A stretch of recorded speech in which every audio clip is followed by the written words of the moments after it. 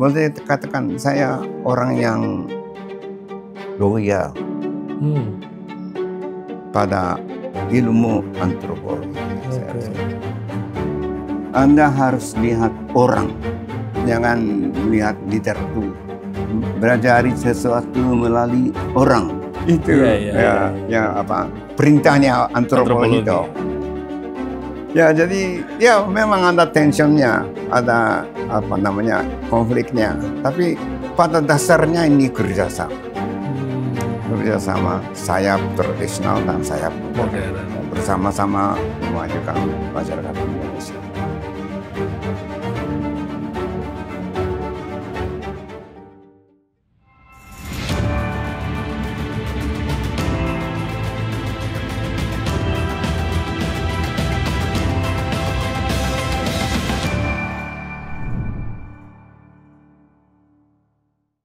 Assalamualaikum warahmatullahi wabarakatuh. Bismillahirrahmanirrahim. Para pemirsa, kembali di program Menjadi Indonesia bersama saya Ivan Aulia Ahsan, pemimpin redaksi NU Online. Hari ini saya berada di Ciganjur, di kediaman Kiai Haji Abdurrahman Wahid, dan saya tidak akan mewawancarai salah satu anggota keluarga Kiai Haji Abdurrahman Wahid, tapi akan mewawancarai salah satu sahabat dekat dari Gus Dur. Dia datang dari Jepang, yang sekarang menjabat sebagai guru besar emeritus ya, di Chiba University, Pak Mitsuo Nakamura. Terima kasih sudah bersedia hadir di program Menjadi Indonesia, Pak Mitsuo. Terima kasih kembali. Pak Mitsuo baru-baru ini, bukan baru-baru ini bahkan, 3 hari yang lalu, 3 hari yang lalu meluncurkan buku terbaru. Ini bukunya, Mengamati Islam di Indonesia, 1971-2023. Ini kumpulan tulisan ya, Pak Mitsuo. Kumpulan tulisan dari berbagai segmen, ada yang di media, ada juga salah satu chapter di Ensiklopedia Dunia Islam, yang diedit sama John L. Esposito. Kemudian ada beberapa tulisan-tulisan pendek seperti misalnya pengantar untuk pemutaran film Cut Nyak Din di Jepang. Ya. Menarik sekali karena dari berbagai spektrum dan diurutkan secara kronologis ya. Iya, diurutkan secara kronologis dari tulisan paling awal sampai sampai terakhir 2023 ya. Pak Mitsuo. Betul. Oke. Nah, Pak Mitsuo bulan depan itu akan berusia 92 tahun. Luar biasa, 92 tahun, dan hari ini tetap sehat, alhamdulillah, tetap bugar dan masih bersama kita, masih kuat melakukan perjalanan dari Jepang ke Jakarta. Pak Mitsuo, bisa diceritakan latar belakang Anda ya, karena yang pernah saya baca, Anda bukan lahir di Jepang, tapi di Manchuria. Nah, itu ceritanya bagaimana? Iya. Pak Mitsuo. Iya, keluarga kami boleh dikatakan produk kolonialisme Jepang. Gitu ya? Iya.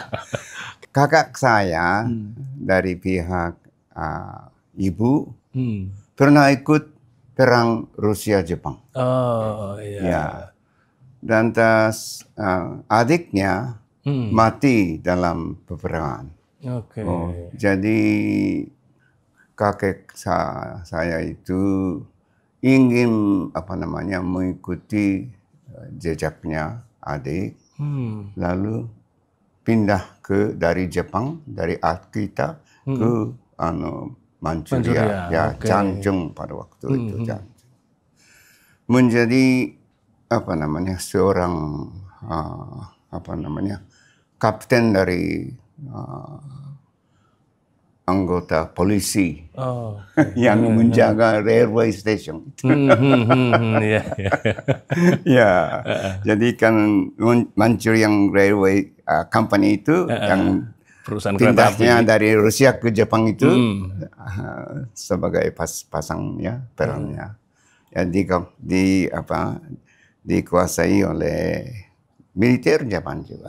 Ya, jadi boleh ini keluarga kami memulai sejarahnya sebagai ekstensi kolonialisme Jepang di Manchuria. Ya.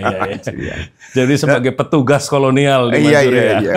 Jadi ayah saya agak rajin belajar dan menjadi insinyur listrik. Ya.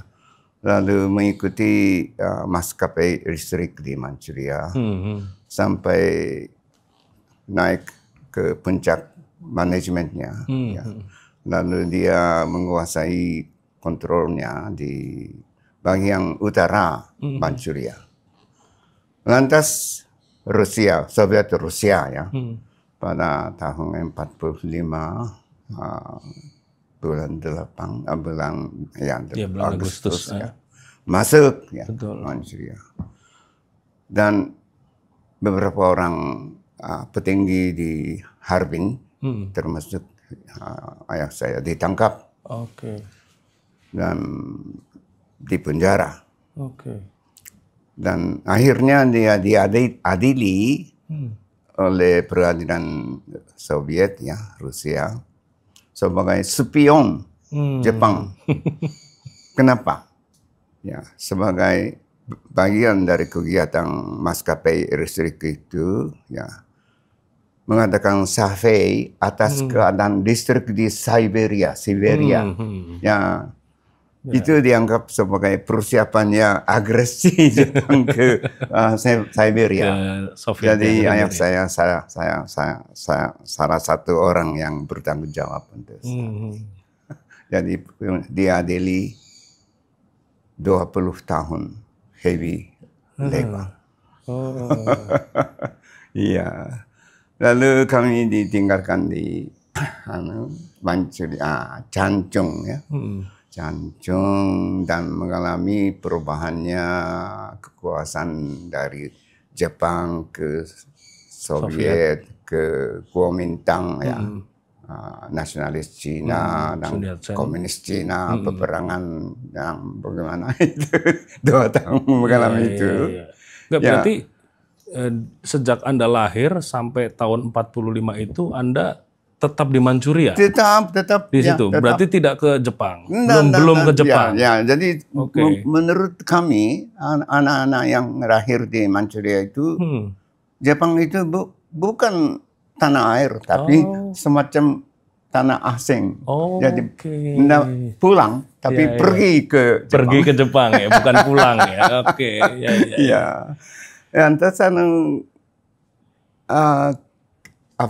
pengalaman yang paling mendalam buat saya yang menjadi ya sejak mahasiswa SMA saya giat dalam kegiatan mahasiswa. SMA-nya sudah di Jepang. Sebentar, kita ngobrol yang di Manchuria dulu. Manchuria dulu. Kita tuntaskan di Manchuria karena ini menarik. Ya. Jadi pengalaman di Manchuria yang paling menarik itu ya memang soldat Rusia, Soviet Rusia itu kasar sekali ya itu. Jadi kesan saya terhadap kesombongan pemenang perang ya. Ya. Itu. Nah, yang paling penting buat saya sendiri adalah perubahan kekuasaan di Manchuria dari Jepang ke Cina, ke Sun Yat-sen, nasionalis dulu, ke Kuomintang. Ya, Kuomintang. Nah, yang langsung menyinggung kehidupan kami anak kecil bersekolah di sana, karena ada pergantian sekolah. Sekolah yang dipakai oleh pihak Jepang, siswa-siswanya suruh pindah ke sekolah Cina. Dan sekolah Jepang dulu itu sangat modern ya. Walaupun temperaturnya 20 degree below zero ya. Gedungnya nyaman itu. modern dan sebagainya.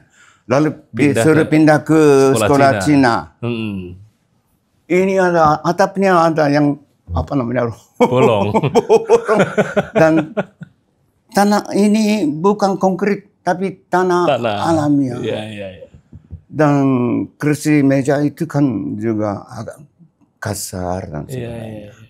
Jadi itu mengalami pertama kali buat saya sendiri bagaimana realitasnya kolonialisme, ya, yang dinamakan friendship lima bangsa Jepang, Cina, Manchuria, Korea, Mongolia dan sebagainya. Tapi kenyataannya kok ada sisa yang sangat besar antara kolonialis yang dikolonialkan itu dan yang dijajah. Itu ya sangat besar terhadap saya. Ya, jadi sejak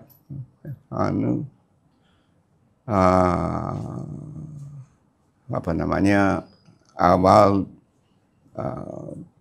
kesadaran saya sebagai seorang pemuda, ya. Pendirian anti kolonial itu terbentuk dari situ. Dalam sekali.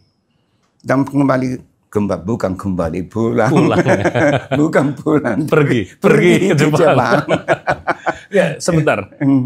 Ketika revolusi Cina 49 Anda masih di situ? Enggak. Itu masih ke proses. Jadi saya terakhir saya pindah dari Cina ke Jepang itu tahun 47. Oh, 47. Ya, berarti jadi 2 tahun sebelum revolusi Cina ya. Ya, jadi bukan kembali. Pergi ke Jepang. Dan ayah saya ditinggalkan di Siberia. Karena kerja paksa ya. Ya. Dan di Jepang mengalami sebentar, namanya? Kerja paksanya di Gulag. Ditaruhnya di Siberianya digulagkan. Oh ya, gulagkan. Digulagkan. Ya, Bapak Anda. Ya, gulagkan di Siberia dulu, lalu pindah ke sebuah kota kecil di dekat Moskow, ya. Katanya ada tempat penjara yang gede-gede yang itu, ya, termasuk dari Jerman dan sebagainya. Tapi akhirnya tahun 55 pulang. Bebas. Pulang. Lalu pergi ke Jepang. Yang pergi ke Jepang dan ayah saya berasal dari Nagasaki, kota Nagasaki. Tapi keluarga besar kami yang masih hidup di sana cuma 1 orang. Karena yaitu? Bom. Oh iya, karena kena bom, betul. Ya. Jadi, itu siapa? 1 orang itu apanya Bapak Anda?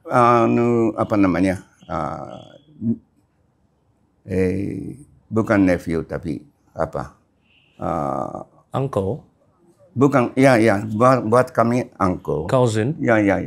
Cousin. Okay. Cuma 1 orang saja. Yang lain kena bom atom semua. Jadi kami sekeluarga tidak bisa tinggal di Nagasaki, lalu pindah ke Tokyo. Ya. Jadi 2 pengalaman yang mendalam buat kami, ya, menjadi, ya, boleh dikatakan anti kolonial dan anti bom, anti perang. Anti perang, iya, betul. Jadi sejak siswa menjadi siswa SMA, saya agak giat dalam pergerakan mahasiswa. Sayap kiri. Anti war. Ya, anti war dan demokrasi, anti kolonial dan sebagainya. Karena dan itu didorong karena pengalaman Anda dari masa kecil ya. Iya. Lalu terkesan sekali kejadian pada tahun 1955 di sini di Indonesia. Asia Afrika. Bandung. Bandung. Ya. Konferensi internasional Asia Afrika itu. Wah, ini ada pergerakan yang luar biasa anti kolonial, menuntut perdamaian, ya kerjasama, friendship antara negara itu. Oh, ya terkesan sekali. Ya Soekarno, Nehru, Zhou Enlai dan sebagainya. Ada Zhou Enlai, ada ya. Gamal Abdul Nasser. Betul. Anda kesini datang ke AAA sebagai apa waktu itu? No.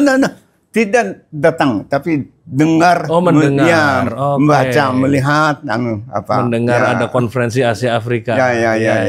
Itu. Okay. Tapi kabarnya sangat mengesankan. Oke, sampai sana, sampai Jepang, sampai Tokyo.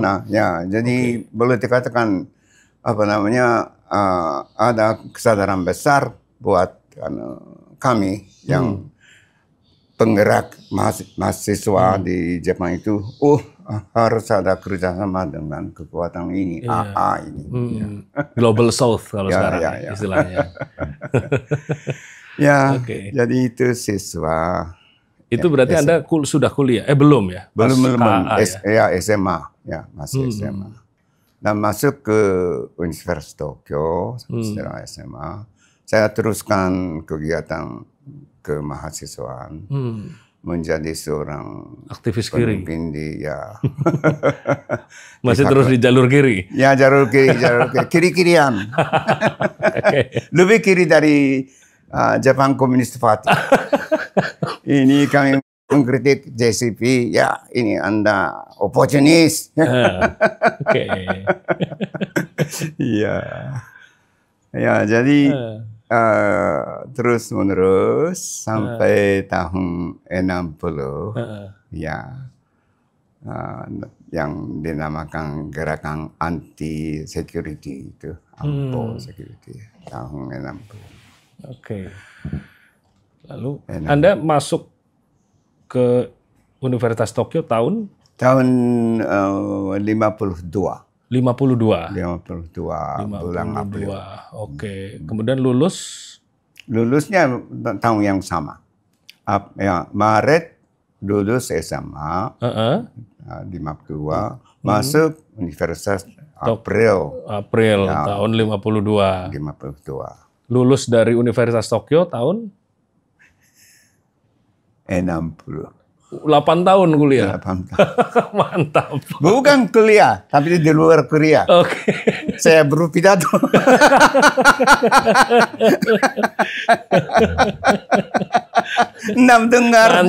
dengar gurunya. Tapi saya sendiri yang memberi kuliah pada mahasiswa. Sebagai orator ya? Orator. Akhirnya kuliah 8 tahun. S1 8 tahun. Mantap. Ya, dan di demonstrasi di luar sampai kedutaan Amerika, sampai kedutaan Inggris anti eksperimen bom atom dan sebagainya. Ya, sering tertangkap juga. Ya.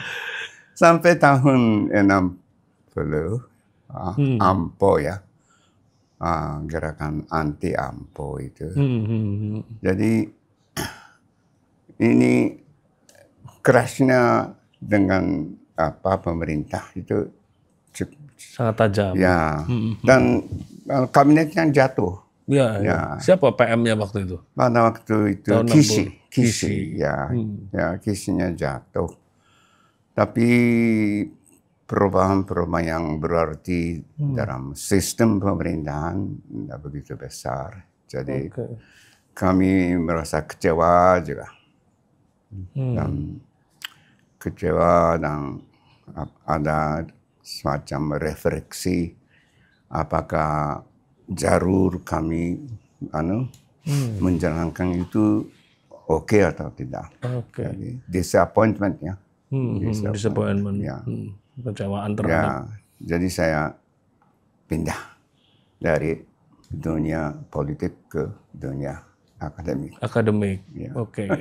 Dunia aktivisme ke dunia akademik. Ya.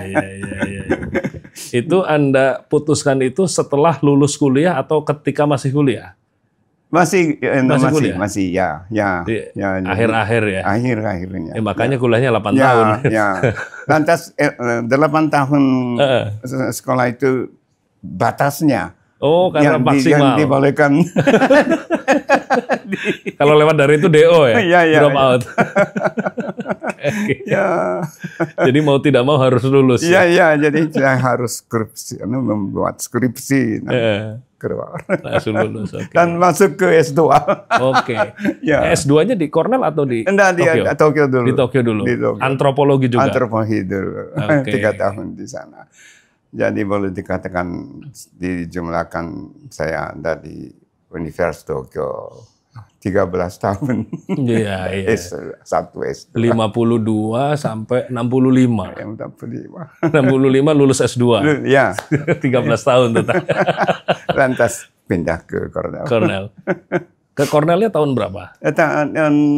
Saya dulu ke Syracuse University. Oh, Syracuse tahun 65. Okay. Dan pindah ke Cornell 66. Berarti di Syracuse-nya tidak sampai lulus? Ya. Karena keburu pindah. Saya mengikuti istri saya. Oh, istri saya diterima sebagai seorang asisten di Syracuse University. Okay. Dan dua-duanya dapat Fulbright scholarship. Fulbright. Lantas komisi Fulbright bilang kalau suami istrinya dipisahkan di Amerika, mereka sering bercerai. Gitu ya? Ya, jadi harus ada di satu tempat. Jadi saya dulu maksudnya di Berkeley, UC Berkeley. Tapi tidak boleh UC Berkeley dan Rocky di sini dan Syracuse jauh. Jauh ini ada kemungkinan bahaya ini. Bahaya. Jadi saya dipaksakan pindah ke Syracuse, ikut istri saya. Dan tahun berikutnya pindah ke Cornell. Tahun 66 berarti ya? 66. Cornell, oke. Tapi skripsi S1 Anda tentang apa? S1-nya tentang Hegel. Tentang Hegel? Ya, filosofinya. Filosofi. Ya, fakultas Letters ya. Oke, karena di Fakultas Sastra ya. Jurusan filosofi Barat. Oh, S1-nya bukan antropologi? Bukan. Tapi filsafat? Ya. Itu juga perpindahan yang besar. Ini filosofinya cuma gini toh, di sini toh. Ya. Nah, antropologinya di sini toh. Di sini lapangan. Iya, ketemu orang, ngobrol. Berarti antropologinya itu mulai dari S2. S1-nya filsafat. Ya. Oke. S1 skripsi tentang Hegel. Ya. S2-nya tentang itu tesisnya. Angkapan orang Jepang terhadap orang asing. Oh. Ya, pada tahun xenofobia. Ada kecenderungan xenofobia. Ya, perumahan mulai kedatangan banyak bangsa asing ke Jepang. Termasuk orang Indonesia. Sejumlah mahasiswa Indonesia datang. Di kampus kelihatan mereka. Lantas itulah perubahan minat saya terhadap Indonesia. Orang Indonesia itu, mahasiswa Indonesia itu lain daripada orang asing yang lain. Lainnya gimana? Mereka suka ngobrol ya? Ya, suka ngobrol, suka nyanyi, suka dansa, suka perempuan. Jadi seperti Soekarno kecil. Seperti presidennya ya? Jadi Little Soekarno semuanya. Ya, jadi itu pertama saya tertarik kepada Indonesia. Mereka berarti program pampasan perang ya? Ya. Beasiswa pampasan perang ya? Betul. Lalu kedatangan banyak mahasiswa Indonesia. Di situ Anda mulai tertarik sama Indonesia. Ya. Jadi skripsi saya, tesis saya MA itu adalah pandangan orang Jepang terhadap orang asing. Diukuri standar tertentu, ada metodologi. Ada metodologinya. Jadi ada kecenderungan xenofobia waktu itu. Di tahun 60-an itu. Ya, betul. Okay. Nah, kemudian Anda ke Cornell nih. Ya. Nah, di situ kan waktu itu sedang jaya-jayanya CMIP, Cornell Modern Indonesia Project. Ketika betul. Anda masuk ya? Ya, masuk itu apa namanya, proyek itu boleh katakan untuk mahasiswa cuma pilihan paksaan ya. Oh gitu. Ya, kalau ambil sejarah, antropologi dan sebagainya, secara alamiah diterima sebagai anggotanya program itu. Oke. Ya, jadi saya secara memang otomatis mengambil bahasa Indonesia, bahasa Jawa, dan sejarah Asia Tenggara, politik Asia Tenggara, dan sebagainya. Ya. Kalau begitu, ya saya dianggap sebagai mahasiswa dalam program itu. Nah, ketertarikan mengambil studi Indonesia ketika di Cornell, itu karena Anda kuliah di Cornell, ya kan? Karena banyak Indonesianis di situ, dan ada CMIP, atau memang dorongan intelektual dari Anda sendiri? Ya, memang. Ya, sebelumnya jadi saya tertarik kepada sekelompok orang Indonesia itu, mahasiswa itu di kampus. Ya. Lantas ada pertemuan yang ya bukan aksidental, tapi ketemu dengan Pak Selo Sumarjan. Okay. Beliau datang untuk mengikuti sebuah konferensi internasional tentang comparative approach tentang class formation. Ya. Lalu guru saya pada waktu itu Profesor Chie Nakane, seorang sosiolog terkenal internasional dari Jepang. Chie Nakane suruh saya mengikuti konferensi ini dan menggunakan saya sebagai seorang mahasiswa yang tertarik kepada Indonesia. Ya. Lantas Pak Selo pada waktu itu baru datang ke Jepang. Dibawanya satu buku, Social Change in Yogyakarta. Di Yogyakarta. Disertasi Cornell. Disertasinya dia. Beliau menyajikan bukunya kepada Profesor Nakane. Dan Profesor Nakane malas suruh saya baca dalam 1 minggu. Ini sebegini. Lalu melaporkan hasilnya kepada seminar yang akan datang. Itu pertama kali saya menggunakan karya akademis tentang Indonesia. Dan permulaannya kenal saya dengan Pak Selo Sumarjan. Ya, saya juga tertarik sekali karena kenyataan yang digambarkan dalam buku itu adalah semacam bukan revolusi tapi reformasi yang besar dibawa oleh seorang sultan. Penguasa tradisional. Ya, itu bukan revolusi dari bawah, tapi reformasi dari atas, tapi cukup berarti. Jadi adanya strategi perubahan sosial seperti ini lain daripada revolusi Marxisme. Dan datangnya dari penguasa tradisional. Ya, penguasa tradisional. Jadi pilihan saya macam-macam pilihan. Pergi ke Berkeley untuk meneruskan masalah class formation yang tadi, atau masuk ke Cornell untuk mengikuti Pak Selo penelitian tentang masyarakat Jogja. Dan faktor istri. Tindak ke Syracuse dan Cornell. Itulah. Ya. Tidak begitu akademis. Iya. Ini masuk akal. Yang penting masuk akal, Pak. Iya. Itu. Oke. Jadi di Cornell ya saya mulai agak serius tentang masalah Indonesia. Di sana ada Ben Anderson dan Profesor Walters, Owe Walters, dan yang paling mengusahakan buat saya adalah Pak Kahin. Kahin itu ya. Ya ini dedikasi akademis dan maupun personal pribadi kepada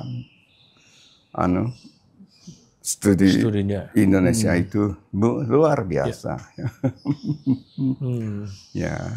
Jadi siapa aja saat itu? Ada Kahin, Ben, Walters, terus apa dari Jepang? Enggak, yang dosen-dosen Anda saat itu. Dosen. Ya. Antropologi Doris Sharp yang orang tentang Thailand. Ya. Ahli Thailand. Ya. Dan bahasanya siapa? Tunggul Siagian ada. Oh, Tunggul Siagian, seangkatan dengan Anda. Iya. Oh iya. Sebagai apa? Asisten ya. Iya. Mengajar bahasa Indonesia. Ya, Pak. Oke. Iya. Anda kan sepantaran dengan Pak Ong. Siapa? Ong Hok Ham. Oh, Anda satu pantaran. Ong Hok Ham bersama di Belanda. Ya. Waktu di Belanda ketemu. Waktu di Belanda. Ya, tahun 75 dia lagi nyari arsip itu waktu itu buat disertasinya. Apa namanya? Di Leiden itu. Ya. Dia lagi nyari arsip. Ya, saya cuma 3 bulan di Belanda, tapi beliau agak panjang di sana. Ya. Iya, kan itu satu umuran dengan Anda, lahirnya 1933 juga. Iya, hampir sama. Ya. Dia 1 Mei 1933. Iya. Dan dia namanya apa ya? Peminum. Ya.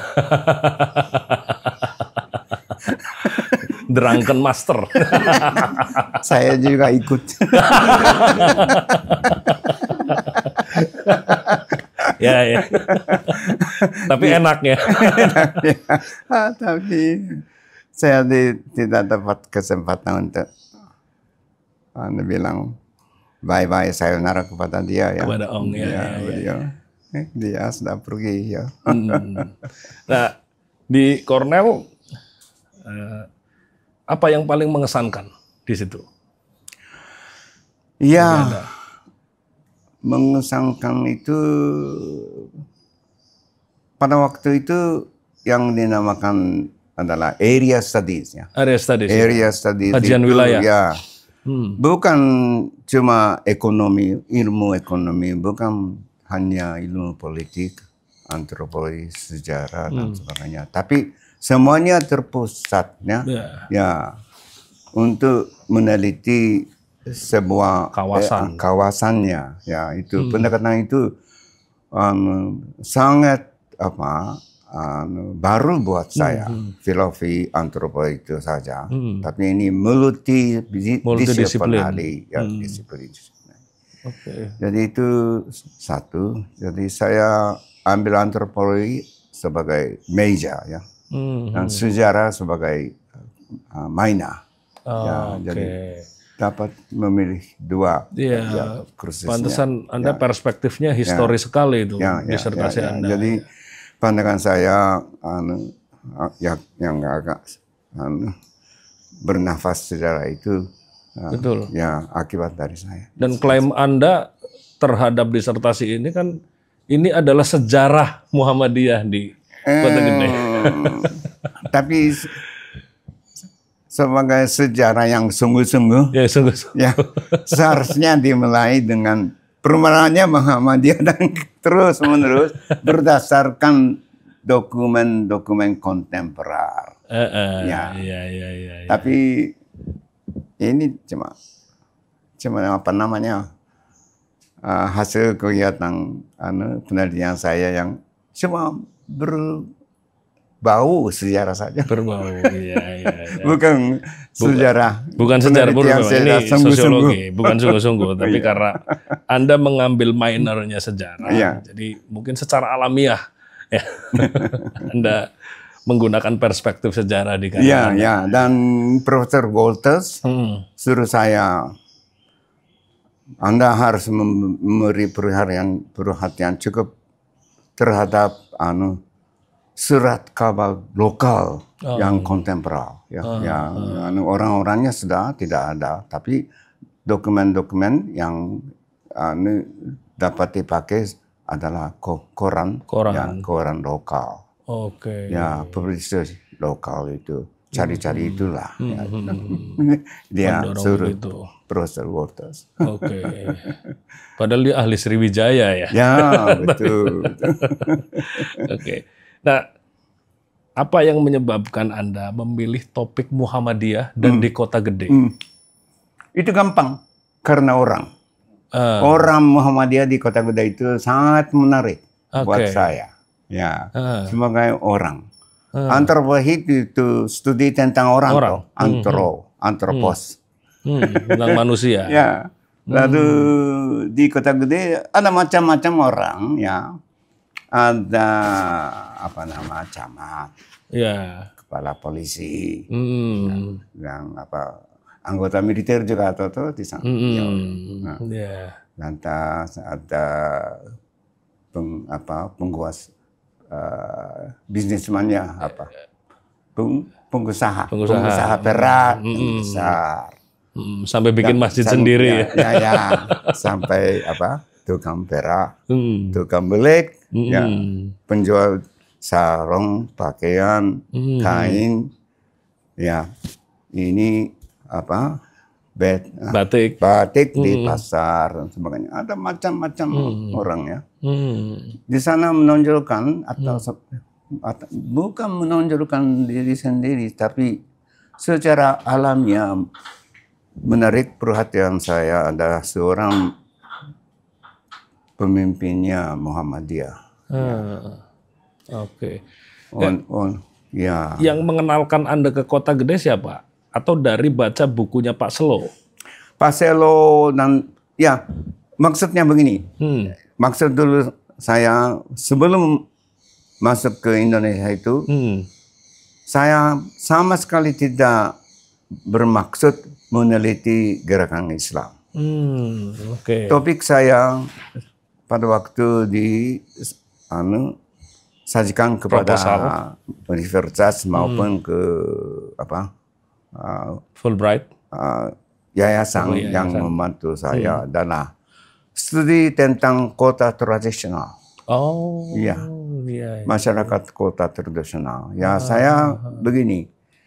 Saya memang baca dari halaman 1 sampai halaman terakhir buku-buku yang diterbitkan oleh Clifford Geertz, ya. Dan ada sejarah tentang penelitian tentang kota itu Mojokuto. Pare. Ya, Pare itu.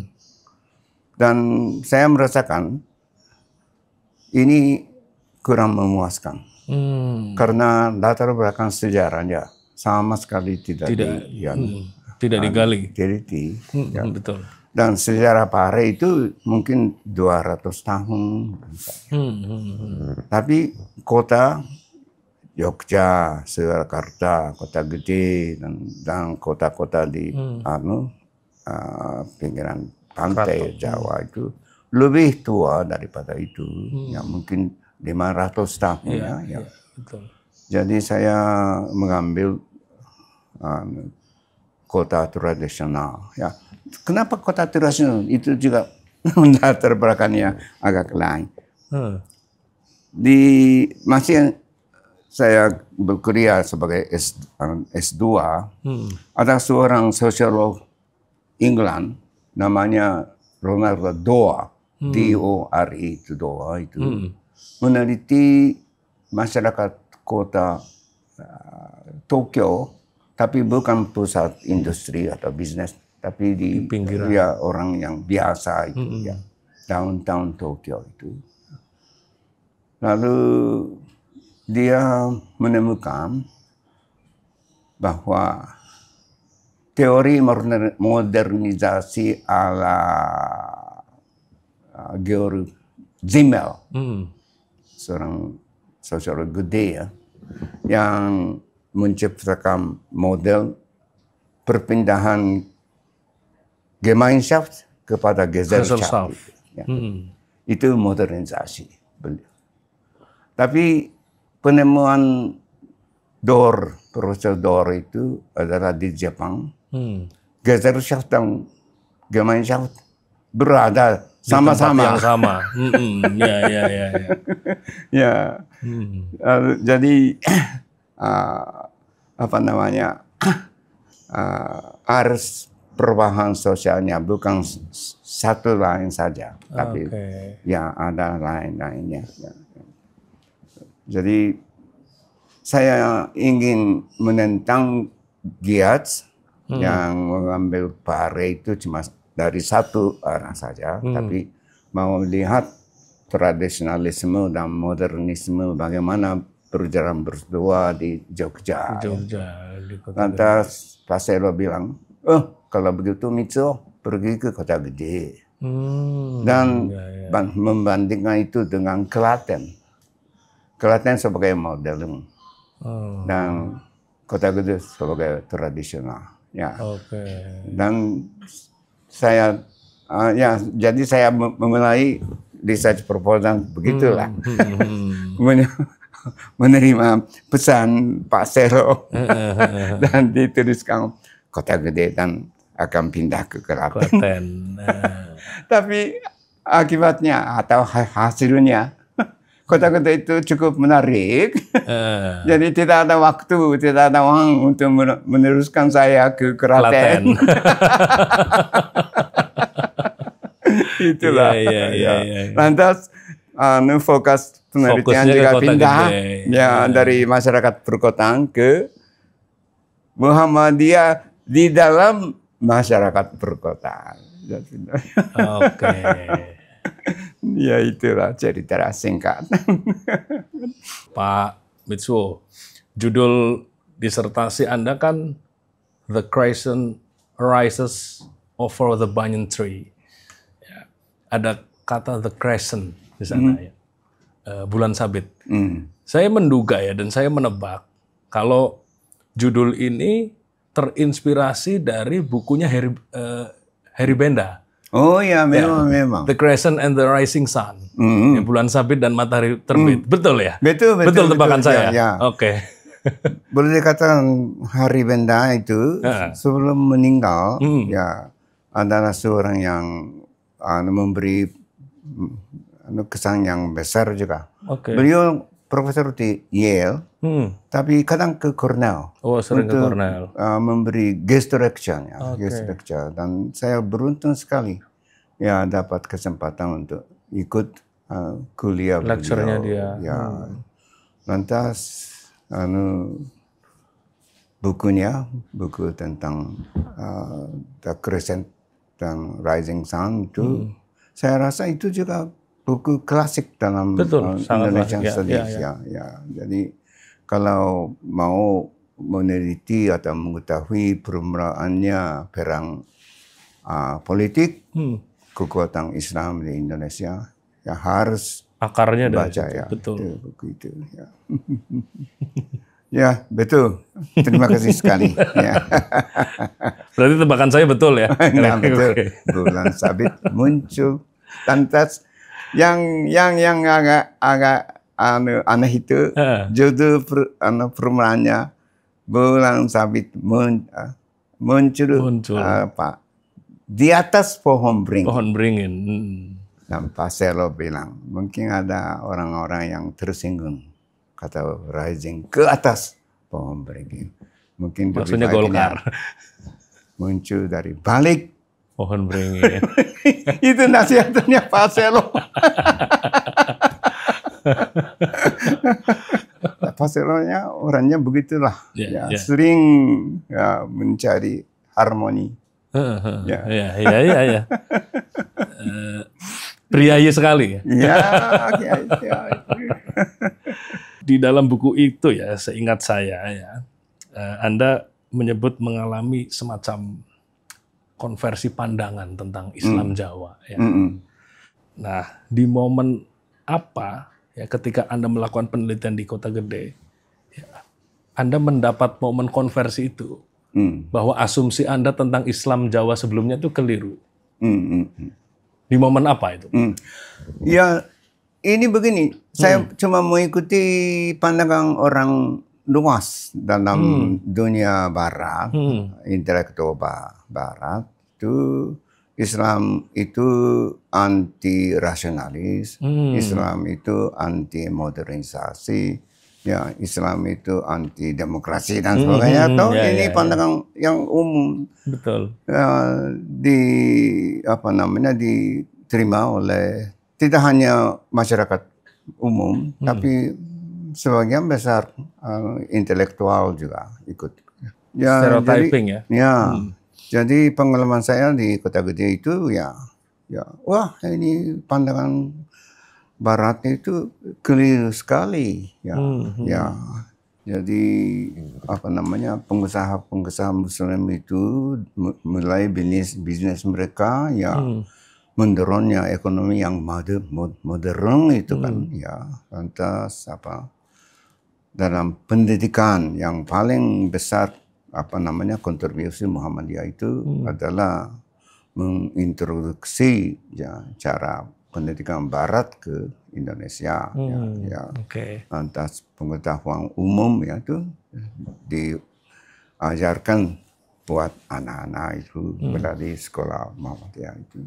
Dan kesehatan rumah sakit dan Muhammadiyah itu kan mengambil pendekatan ilmu medisi, medis modern. Jadi ini modernisasi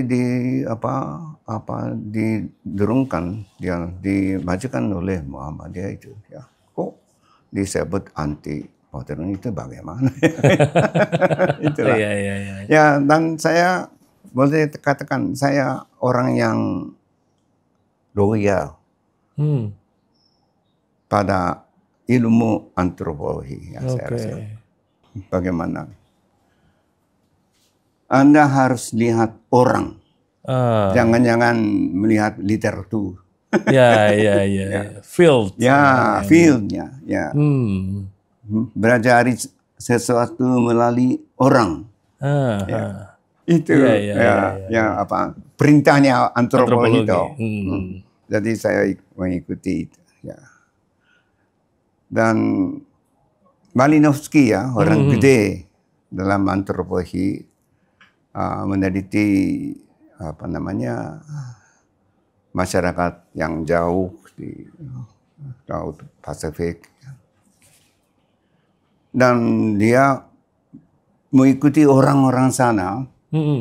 Dan ada seorang semacam pendeta agama lokal itu boleh animisme dia meneliti, mengikuti orangnya dan teliti ucapan-ucapan beliau.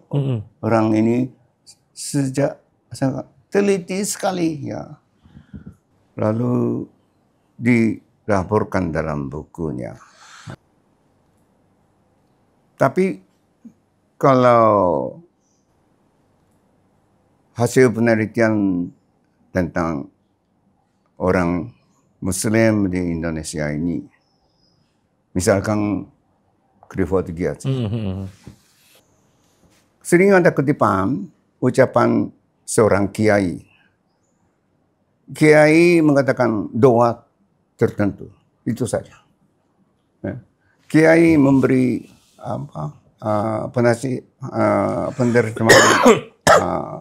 penerimaan dari ayat Quran tertentu, itu saja. Dalamnya tidak ditulis, tidak dijabarkan. Wah, ini bagaimana? Ini kurang wajar. Kalau Malinowski-nya menghargai ucapan-ucapan orang yang savage itu si animis tadi. Animis itu sampai teliti, dan Geertz tidak melihat, membaca atau mengerti ucapan kiai dalam bahasa Arab, dalam bahasa Jawa dan sebagainya. Itu kan kurang dan itu fatal fatal, betul. Kurang ajar atau kurang adil. Ya, tidak fair ya. Tidak betul. fair. Tidak fair. Ya. Jadi walaupun orangnya gede dan ya dianggap sebagai pionir lah ya. Ya, pionir, tapi masih tersembunyinya apa namanya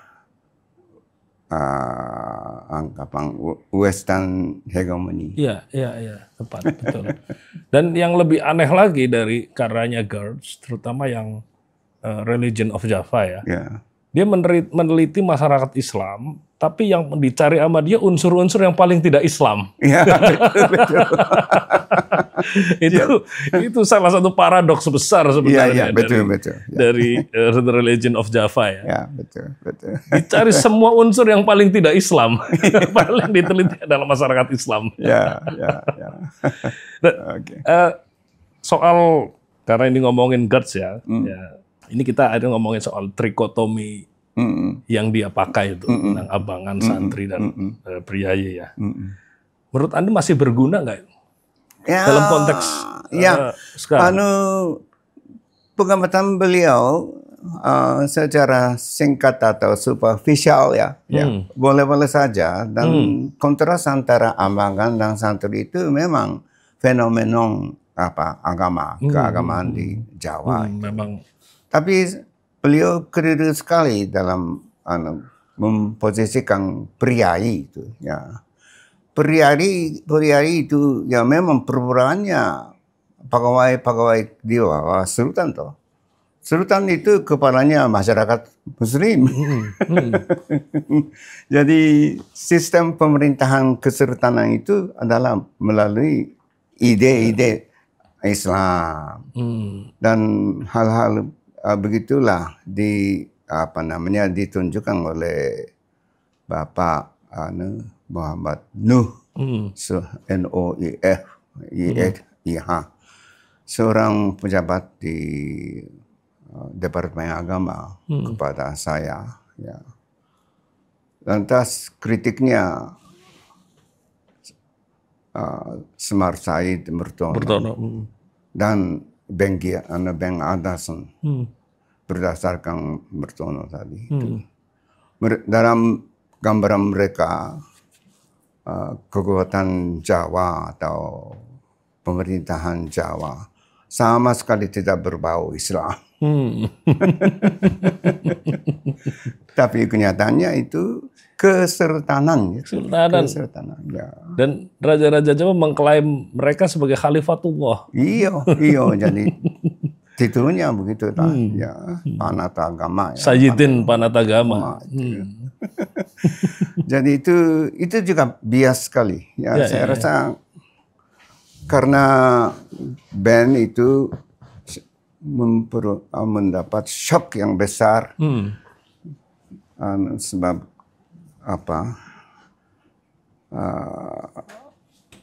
banyak teman kerabnya hilang setelah P30-an. Jadi dan sebagiannya mungkin dibunuh oleh tentara orang-orang Islam dan orang-orang Islam. Ya. Jadi anti-Islam yang agak mendalam dalam betul. Bang. Nah, yang menarik juga ini, Anda sangat mengedepankan field ya, turun ke lapangan. Anda sangat mengedepankan turun ke lapangan.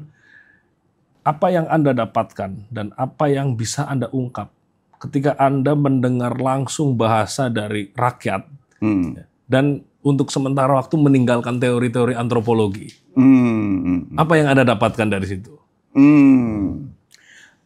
Pada pokoknya pendirian saya jangan dimulai dengan teori.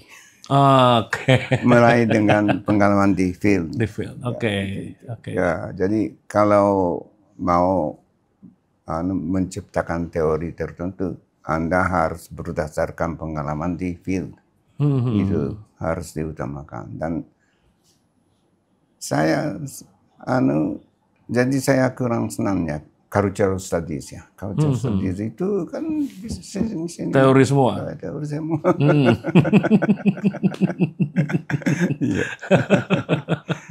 Makanya posko-posko semua, postkolonialisme. Iya. Jadi saya tidak menyinggung masalah itu sama sekali. Tidak mau terlibat. Tidak mau. Kenapa? Kenapa? Itu apa namanya?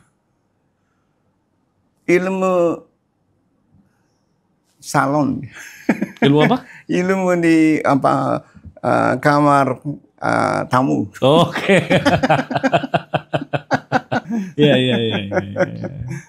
Sebagai temanya ngobrol, intelektual boleh. Iya. Tapi tidak ada hubungan yang nyata dengan kenyataan. Dengan realitas ya. Iya. Jadi berjarak dengan realitas ya. Ya, betul. Nah, poin yang menarik juga dari disertasi Anda, sayang kami tidak bawa buku itu ya. Anda juga memanfaatkan bacaan kekuasaan Jawa dari Ben. Dari The Idea of Power in Javanese Culture ya. Salah satu esai panjang Ben yang sangat terkenal ya. Setelah pengalaman reformasi hari ini, dan mungkin ada kecenderungan reislamisasi ya di era reformasi. Nah, bagaimana Anda menilai ulang hubungan antara Islam, legitimasi, dan kekuasaan di Jawa? Islam itu dapat digunakan oleh bermacam orang. Iya. Oke. Ya. Jadinya itu bukan tanggung jawab Islam, tapi tanggung jawab orang. Manusia. Manusia. Iya. Itulah. Okay. Jadi jangan anggap Islam sebagai kekuatan abstrak. Berada di sini ya. Iya. Tapi Islam menurut pengertian saya keyakinan yang dinikmati oleh orang yang nyata. Penghayatan. Oke. Ya. Jadi ya mungkin antropologis ya. Iya. Ya. Jadi menurut saya boleh penelitian politik, tapi tentang gerakan Islam, tapi jangan anggap Islam sebagai abstraksi, tapi harus meneliti bagaimana itu mengerti ya, dihayati oleh orang. Itu poinnya. Ya. Dan dalam pandangan orang Jawa tentang kekuasaan ya, menurut Anda ada unsur Islam di situ? Ya, saya rasa begitu. Ya, memang anggapan mereka terhadap raja, sultan, dan kekuasaan politik pada umumnya memang ada unsur itu. Dan yang paling jelas dalam hal itu adalah pandangan dari pihak NU ya. Pihak NU selalu menghargai kekuasaan ya yang menguasa ya. Jangan ada usaha untuk memberontak. Ya, pemberontak itu. Ya, teologi Sunni itu. Ya. Jadi saya rasa boleh dikatakan unsur keislaman dalam pandangan orang Jawa yang bernafas NU itu ya memang terpengaruhi oleh Islam. Ya. Oleh Islam ya. Ya. Islam tradisional. Islam tradisional ya tentu saja ya. Ya. Karena ketika konsep kekuasaan itu muncul belum ada modernisme Islam. Ya betul. Belum ada Ari Syariati. Oke. Nah, ada lagi yang menarik yang saya ingat dan saya catat, yaitu koalisi awal ya antara ulama lokal dan kelas menengah niaga. Seperti yang ulama lokal antara kiai-kiai lokal di kota gede dengan kelas menengah niaga. Ya kan? Dengan perajin perak, ya, dengan para entrepreneur lokal, dengan para UMKM lah kalau sekarang ya, dengan para pelaku usaha menengah di kota gede. Nah, kapan menurut Anda, kapan titik baliknya ketika otoritas keagamaan ya, itu bergeser dari pusat keraton ke jaringan pedagang? Apakah ada perpindahan itu? Saya kurang tahu. Anda menemukan itu nggak? Ya, saya rasa semacam ketergantungan bilateral dari kekuasaan dan penguasa. Ya, kalau di kota gede itu yang khususnya yang kerajinan perak, sebagian besarnya disajikan kepada kebutuhan sultan. Betul. Ya. Melayani kebutuhan sultan. Ya. Lantas ya apa namanya keamanan dan sebagainya yang menjalankan bisnis di kota gede itu juga tergantung kepada kekuasaan dari kesultanan itu kan. Ya.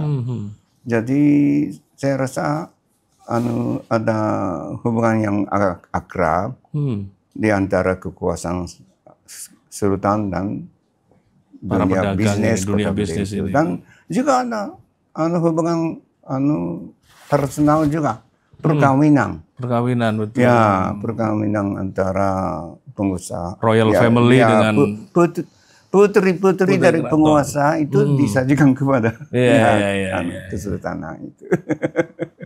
Jadi koalisi antara koalisinya. Dan seorang kiai yang terkenal di sana, Kiai Mas Hudi, pernah ikut sekolah kebangsaan di Jogja. Pernah ikut, ya tapi katanya agak jauh dari kota gede ke Jogja, jadi putus.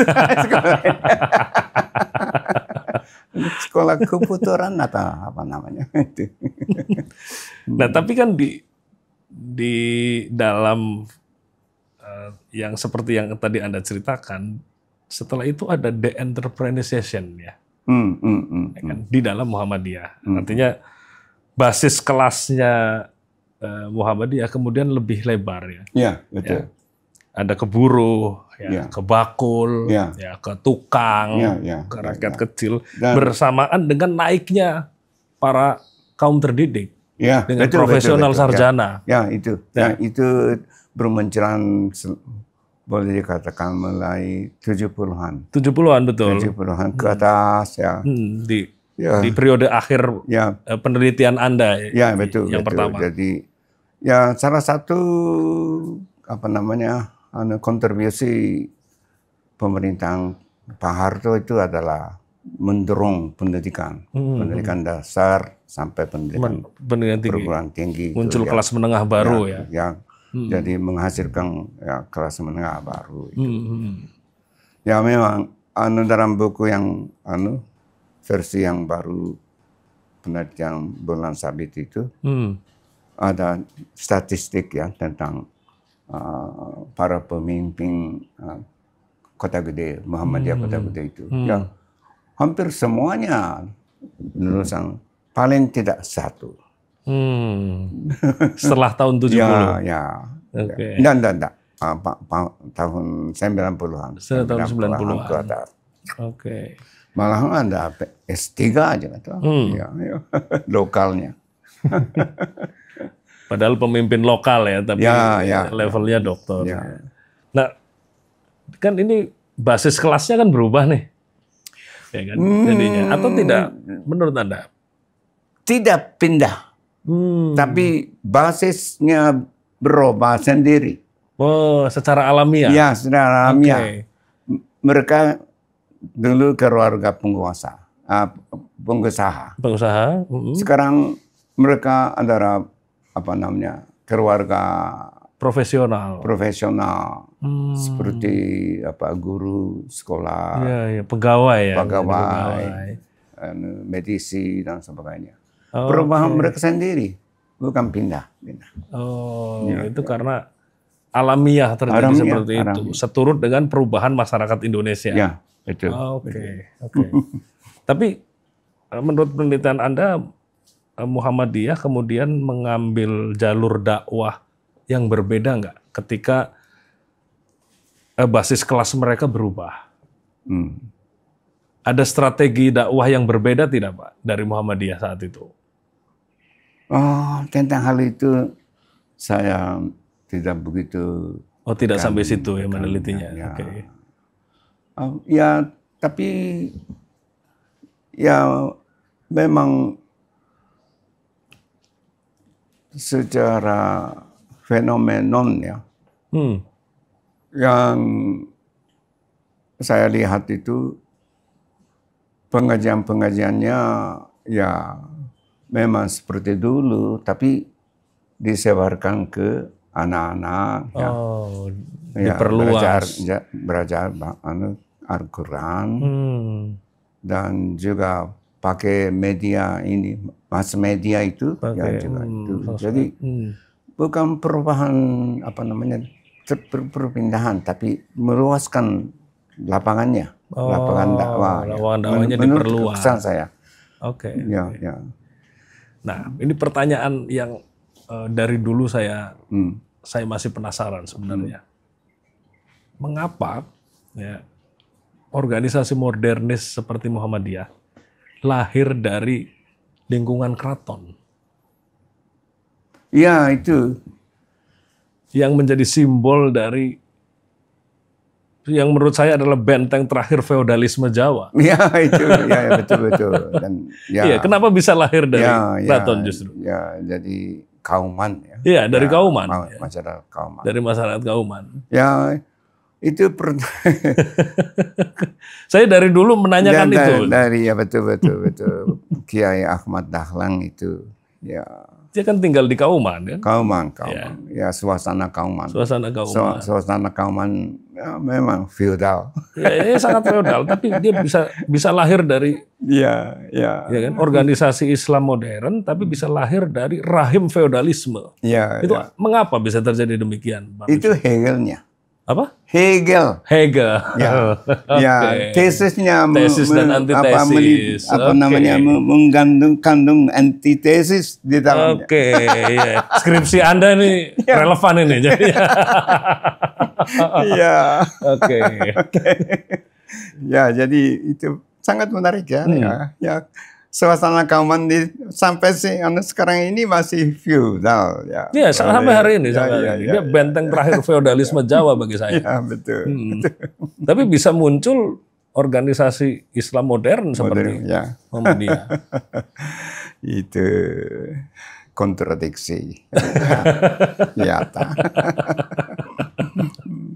Tapi Anda memahami ini seperti apa? Memahami fenomena ini ya. Organisasi Islam modern, tapi lahir dari rahim feodalisme. Anda memahaminya seperti apa? Di luar lensa tes dialektika tadi ya? Iya. Jadi orang-orang di dalam itu merasakan kontribusi sendiri ya, saya rasa. Ya, kesadarannya. Ya. Kok begini? Ya, ini bukan wajar. Tidak wajar. Perasaan mereka sendiri, saya rasa. Oke. Ya, bukan ya memang ada unsur dari luar.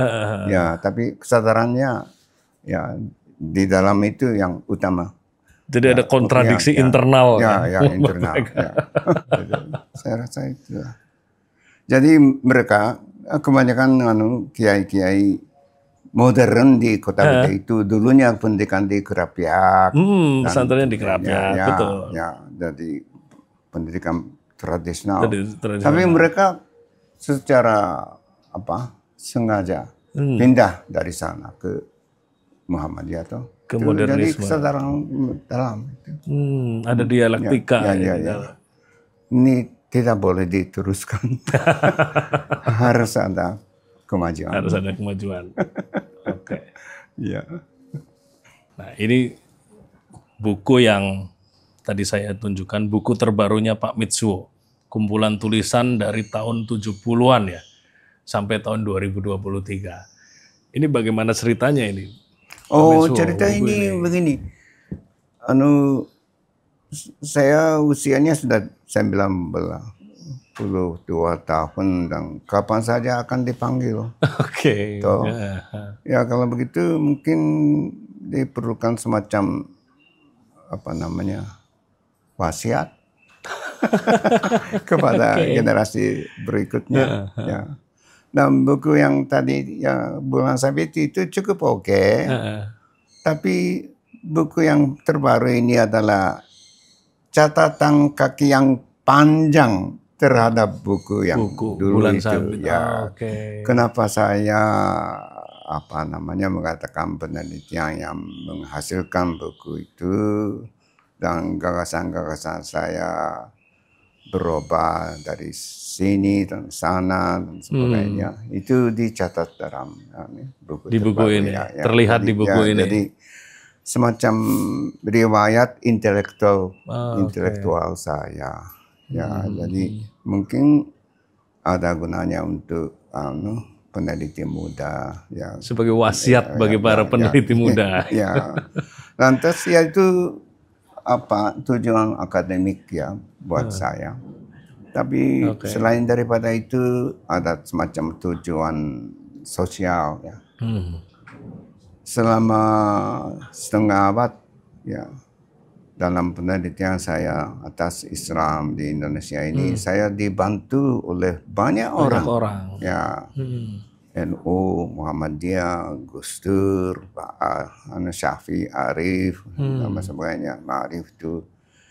Jadi saya harus mengucapkan terima kasih mendalam, dan itu salah satu bentuk ucapan terima kasih untuk sahabat-sahabat. Ya, lantas saya merasakan itu tanggung jawab akademis yang berdasarkan penelitian empiris. Kalau hasil penelitiannya, studinya dikeluarkan, dia itu harus dikembalikan kepada orang-orang yang pernah membantunya. Ya, lalu tolong dibaca ini hasil penelitian. Apakah penelitian ini benar atau benar dalam kenyataan Anda nanti? Pendapat Anda secara jujur dilukiskan dalam bukunya atau tidak. Jadi hasil studinya harus dikembalikan kepada orang-orang yang pernah membantu penelitian itu. Ya. Itu tujuannya. Ya, tujuannya. Dan tujuan mungkin ketiga ya, itu adalah pembaca muda ya, pembaca muda Indonesia. Saya menyajikan gambar Islam Indonesia ini dilihat dari saya itu begini.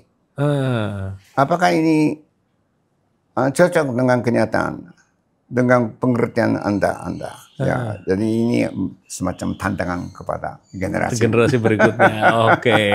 Challenge nih ternyata. Bukan hanya wasiat tapi juga challenge. Iya. Dan spektrum tulisannya kan menarik. Ada yang tulisan yang sangat panjang, ya, esai yang sangat panjang. Ada paper, ada makalah seminar. Iya, betul. Ada wawancara, ada pidato untuk pemutaran film tadi seperti Cut Nyak-Dien di Jepang, ya, ada dari berbagai spektrum dan tidak disusun berdasarkan kategori, tapi benar-benar diurutkan secara kronologis, ya. Memang ini sengaja, pakai pendekatan itu. Sengaja, ya. Itu menyajikan jalan-jalan yang saya tempuh. Ya, kronologi pemikiran, pemikiran, perkembangan pemikiran saya, dan perkembangan zaman dan perkembangan intelektual saya begini. Ya, antara interaksi di antaranya itu. Maksud saya didokumentasikan. Lantas ada tulisan-tulisan atau kutipan-kutipan wawancara dan sebagainya. Itu maksud saya yang tadi, Islam itu bukan masalah abstrak. Dihayati oleh orang. Lalu kenyataannya ya macam-macam. Betul. Fenomenanya macam-macam. Sana sini, film ada. Ya.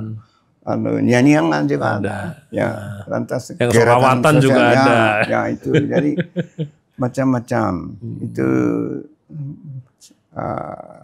saya harap keyakinan saya seperti itu dibayangkan dalam buku. Dalam buku ini. Oke. Nah, terus yang menarik juga nih, ini di luar buku ini ya Pak Mitsu. Anda ini peneliti Muhammadiyah, tapi sangat dekat dengan Gus Dur.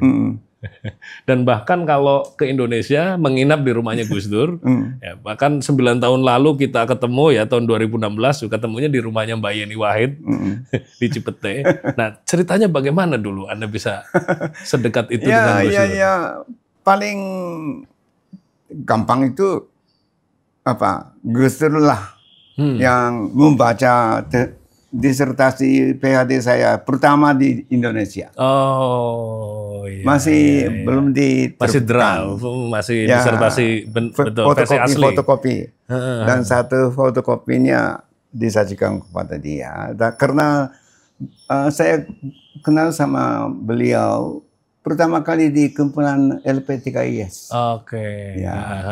Pada waktu saya bekerja sebagai tenaga ahli di PLPIS, Pusat Latihan Penelitian Ilmu Sosial di bawah Pasel. Lalu mereka sering berkumpul dengan intelektual LP3IS, termasuknya Dawam Raharjo, Kunto Wijoyo, Ong Hokam dan sebagainya. Itu Idam Halid. Lalu ada Gus Dur di dalam.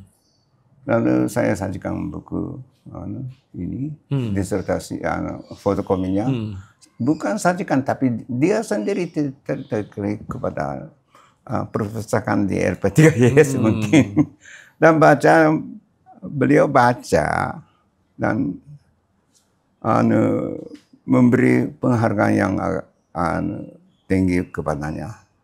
Lalu beliau bilang, Mitsuo, penelitian tentang Muhammadiyah itu kurang cukup untuk memahami Islam di Indonesia. Anda harus pindah ke NU. Gitu ya. Ini ngomongnya tahun berapa ini? Itu tahun 95. 75. 75, oke. Ya, atau lebih rat itu 76 mungkin. Dan dia ajak saya pulang saya ke Australia pada waktu itu setelah PLPS. Dan beliau memberi undangan saya ikut muktamar NU tahun 79 di Semarang. Ayo Mitsu datanglah ikut ya muktamar. Dan saya pertama kali melihat kenyataan NU di Semarang ya, di mana muktamar NU tadi itu ya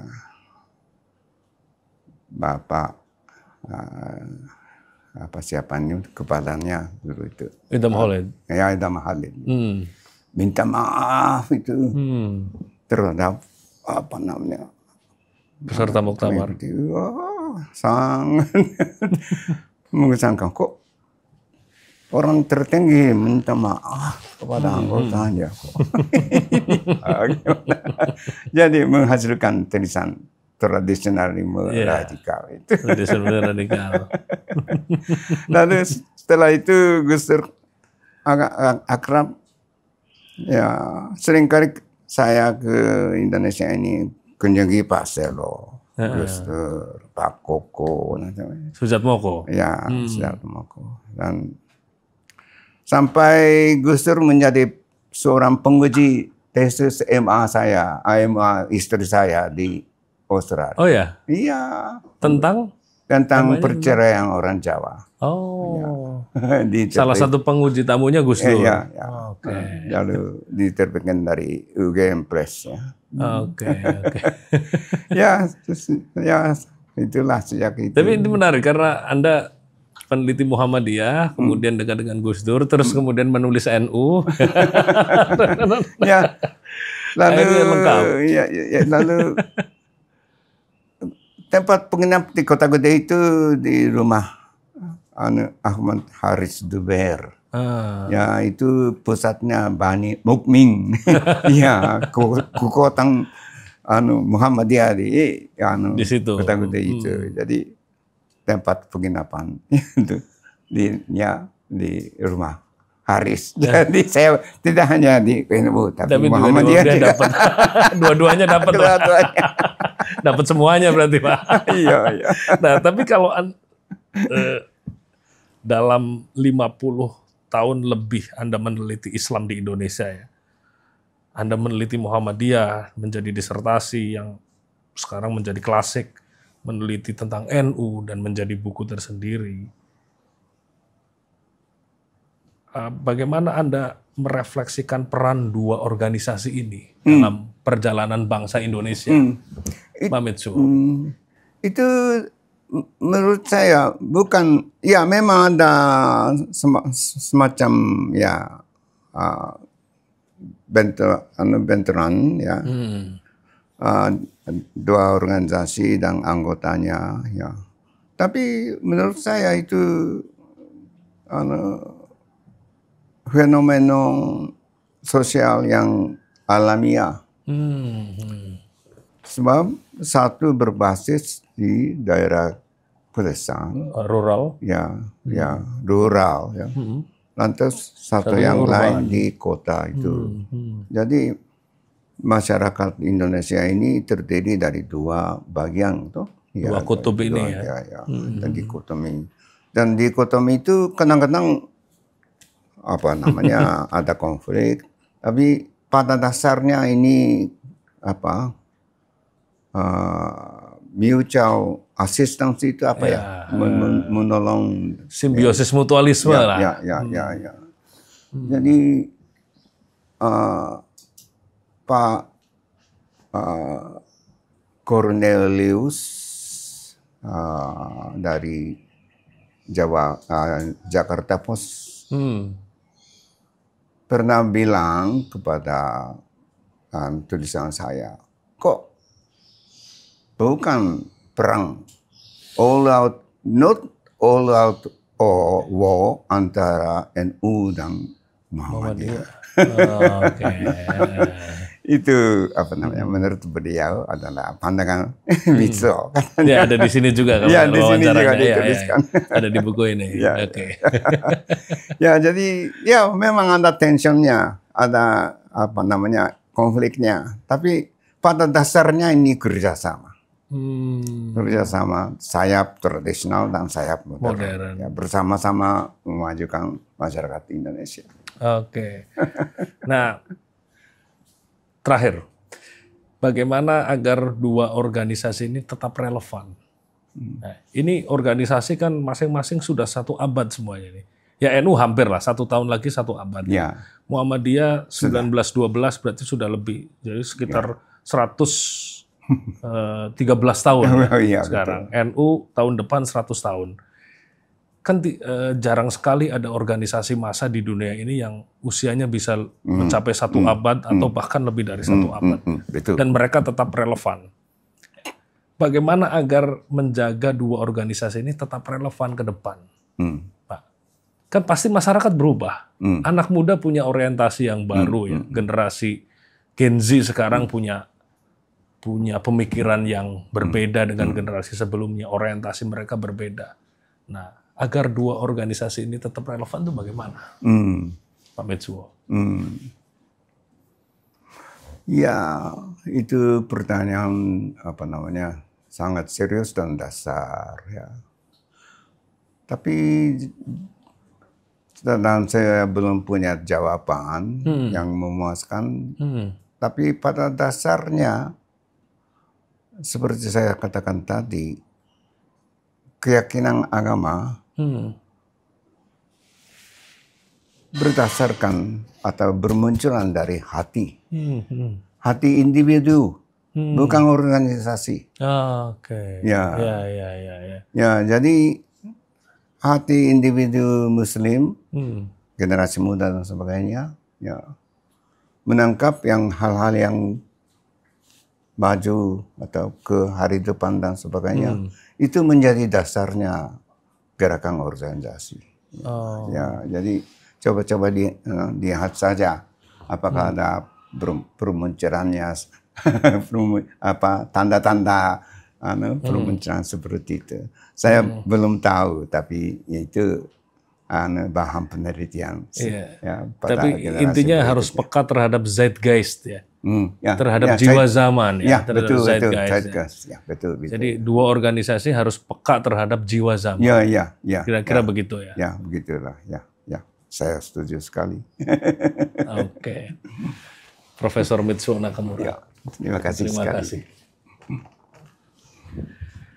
Oke. Para pemirsa, demikian wawancara saya dengan Pak Mitsuo Nakamura yang bulan depan akan berulang tahun ke-92. Kita doakan semoga beliau tetap sehat di umur 90-an ini, karena saya dengar memang usia rata-rata orang Jepang dan angka harapan hidup orang Jepang itu salah satu yang paling tinggi di dunia. Ya, betul sekarang. Orang-orang yang berumur di atas 100 tahun itu banyak sekali di Jepang. Dia paling banyak orang-orang berumur 100 tahun ada di Jepang sekarang. Kita doakan Pak Mitsuo tetap sehat, tetap bugar, dan tetap berpikir untuk Indonesia.